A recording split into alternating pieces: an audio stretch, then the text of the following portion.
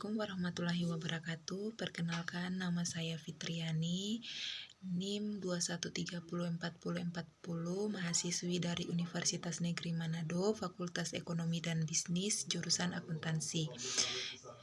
Jadi, di sini saya akan menjelaskan tahapan-tahapan dalam proses audit. Jadi, tahapan-tahapan dalam proses audit itu yang perlu dilakukan oleh auditor, berikut langkah-langkah serta tanggung jawab apa saja yang dipegang oleh auditor saat melakukan proses audit dalam menyusun laporan keuangan sebuah perusahaan.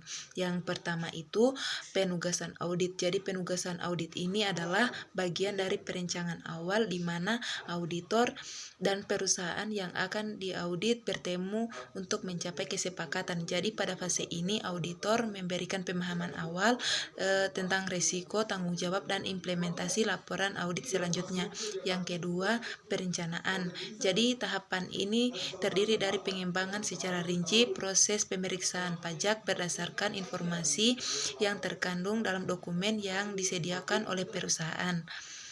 Untuk memperoleh informasi yang lengkap, auditor mengusulkan pertemuan terbuka dan mengundang kepala departemen untuk membahas ruang lingkup audit yang dibutuhkan untuk menyelesaikan dan untuk meminta kerjasama jika auditor memerlukan akses ke aplikasi atau lokasi yang sesuai. Yang ketiga, pekerjaan lapangan. Jadi setelah semua informasi dikumpulkan, auditor akan mengimplementasikan rancangan audit yang dibuat pada fase sebelumnya.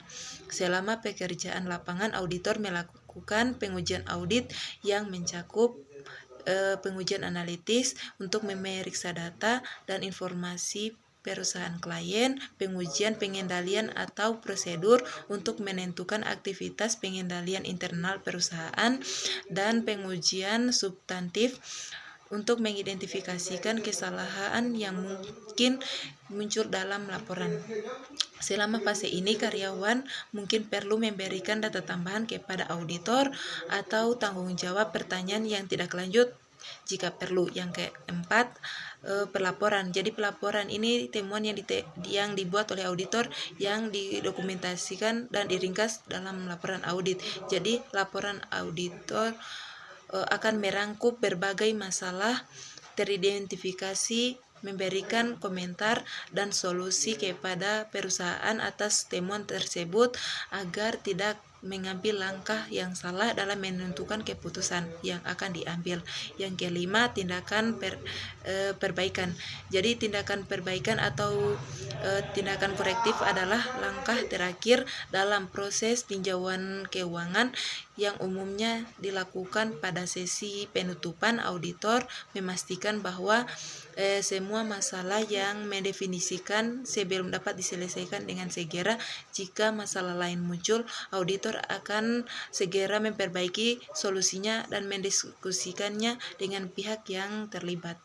Jadi itulah tahapan-tahapan dalam proses audit. Terima kasih. Wassalamualaikum warahmatullahi wabarakatuh.